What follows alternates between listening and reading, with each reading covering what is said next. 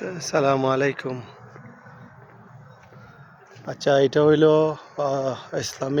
ইসলামের ইতিহাসের আর কি, ইসলামেরই মুসলমানদের দ্বিতীয় জুমা মসজিদ। এটা আসলে আমাদের আলহাসায় অবস্থিত। এটা সম্ভবত 629 খ্রিস্টাব্দে মনে হয় বানানো হয়েছিল। এটা ঠিক আগের মতোই আছে, মাটির একদম।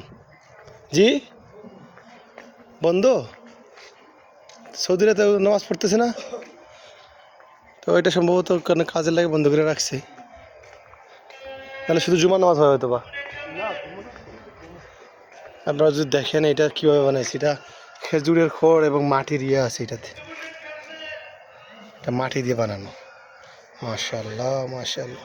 এটার বয়স তাকরিবান 1400 বছরের উপরে, 1400 বছরের। আমি দেখাই পুরো মসজিদটা। এটা আমি আসছিলাম আগে, আগে ঢুকতে দিত না, আজকে মাশাআল্লাহ তৌফিক ভালো আসছিল, এটাকে ঠিকঠাক করতেছে। এই দেখেন এদিকে একটা লাকড়ি লাগানো আছে এবং ছোটো ছোটো ছিদ্র আছে এখানে। এগুলোর ভিতরে কি, এগুলোর ভিতরে হয়তো বা খেজুরের ইয়ে আছে, খেজুর দিয়ে মুড়ানো, মানে খেজুরের পাতা দিয়ে ইয়ে করে আছে। এই যে দরজা, এটা হয়তো বা আগের কালের দরজা, হয়তো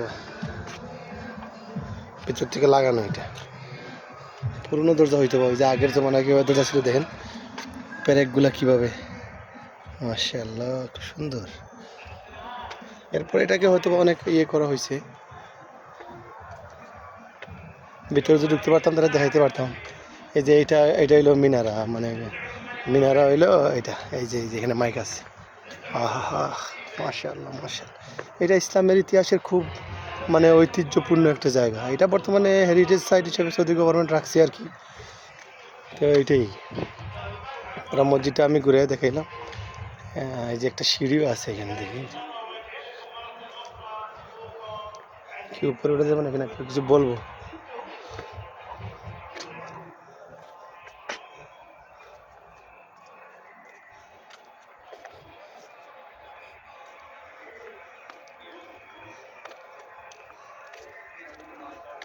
মসজিদ আল জওয়াতা, এটা মূলত জাফরের আলহাসে আছে।